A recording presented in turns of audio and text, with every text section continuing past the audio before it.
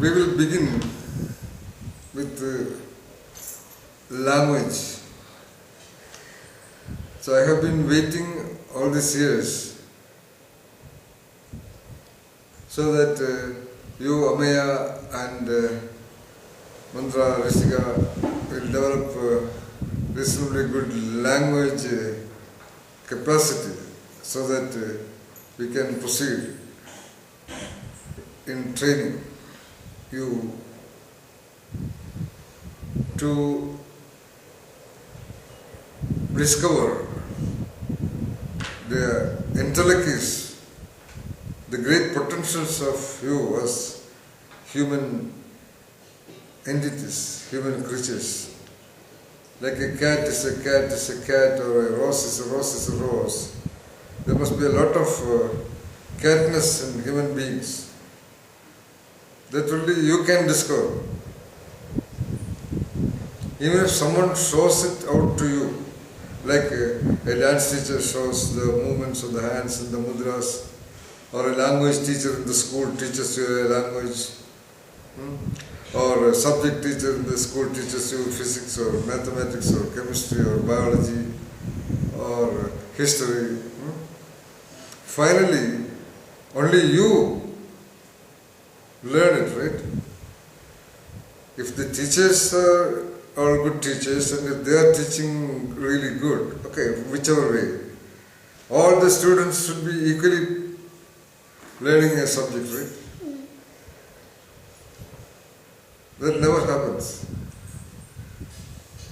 Because the students just sit there and listen to whatever the teacher says. And you are the listener, you will try to grasp it, cognize it, or comprehend it, or understand it.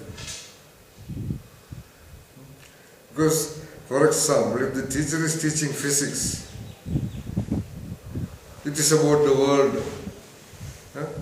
It's about matter. She is not giving you matter. She is not giving you atom, molecules, oxygen, nitrogen, hydrogen and all that. She is talking about all these things.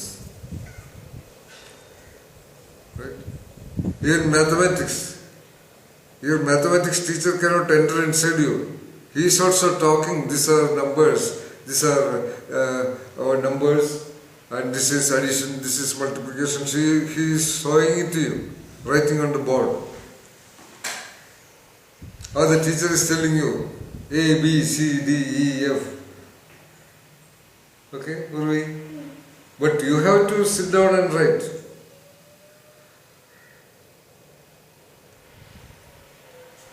Now your teacher is Mantra Rishika and Amaya Rajarshi. So they tell you Y, E, S, yes. Right? But you have to sit down and write Y, E, S, yes, Y, E, S, yes, Y, E, S, yes. Then only you will know, right? Am I right? Say yes. Yes. What is the spelling? Y, E, S. Correct. So, I am trying to make you powerful in what I call the engines of intellect through language. Because the engines of intellect, unlike a pen, which I can show you, right? But engines of intellect, your thinking, I cannot show you, right? It is inside you. So you have to work on that. And I can only talk about it. All world is talking about it. Therefore, I have declared in YouTube, which you know, all subjects are nothing but all subjects are nothing but language, Gurvi. So if you are masters of language, you can just like that get all subjects. One. Point number two, language is much more important because all your thinking happens in a language. If you want to become creative in thinking, if you want to when you work all the engines of your intellect, like your attention, your reflection, your perception, your imagination, your visualization, even when you dream in the night or even when you start dreaming in your daytime, still they are again controlled by words. So language is all the more required to think creatively, to create your own knowledge to create your own physics and chemistry and maths and biology and history and poetry and short story and all that. Therefore, it's all the more important. Okay? Therefore, we will try to see what is language, how it works.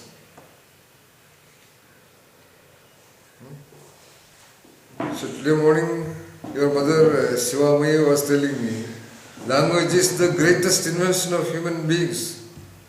The greatest. In fact, language is the only one invention.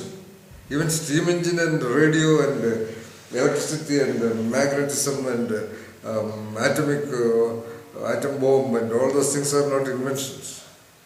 Actually, they are all just assembling of things available in the nature. Okay, but there is no language as we talk in the nature. So language is 100% an invention, something really new, which is not existing elsewhere. So you have to master that language. All those great books there, they are all in language. All the great books which you may create in your mind or outside in actual book, they are also in languages. Okay? So you have any questions?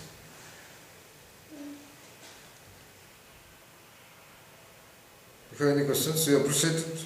You understand the importance of language? Yeah. It is very difficult for most people to believe in the great importance of language. Because they think they know. We already know a language. Even a little child knows a language. Every time they go on talking, you go out to the road, you talk to the people inside the bus, you can talk to anyone. So everyone is capable of talking a language. So they think that they know what is language. They are not able to really use the power of language. Now, actually, language for a lot of people in the world is like having hand movements. With hand movements, or we can do anything. Or we can take food and eat it, he can play, he can do many things. With hand movements, even primitive people did a lot of things. Okay? Because hand movements are there. Similarly, now for the modern human beings, language also is there like a movement available there. By the time a child is 5, 6, 7, 8, there is a language easily available. Like hand movements are available. But if you want to play on the tabla, if you want to play the violin, if you want to draw pictures, if you want to do painting, then that available movements you have to control and make it sharpened. Similarly, the available movement of language has to be trained, has to be sharpened. Like the hand movements are trained, sharpened to play on the violin. In order to be creative in your thinking. In order to work on your engines of intellect. So, language you know. Now, we are starting to train the creative movement of language. Understood? Yeah. Like hand movements are already there. Or body movements, for example, mantra Rishi, are already there. When you learn Bharatanatyam, you don't create a movement which is not there. It is not possible. The body can move only what it can move. Even when the greatest gymnast is doing, only available movements can be used. So how the available movements of the language or to be trained to do gymnastics.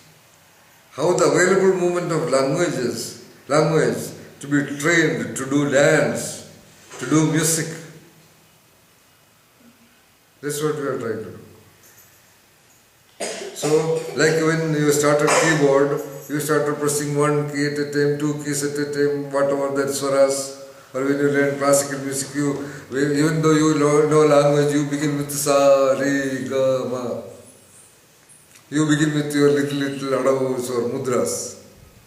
You don't begin with whole movements, okay? Though your body moves, though you can talk all kinds of sounds, you begin with some select 7 sounds. Right? As if you are sounding for the first time.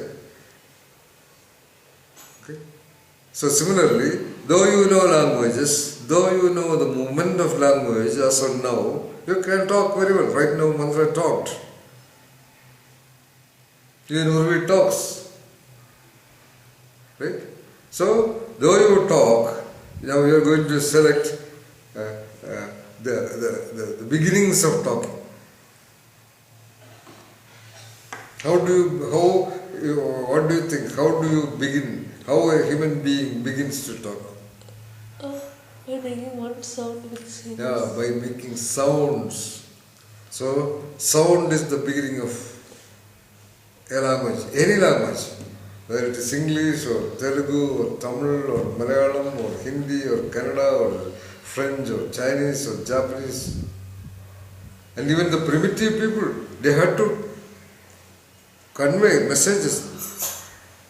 So they had some sounds, like birds might be communicating by sounds. Yeah. So language happened over so many centuries of human progress.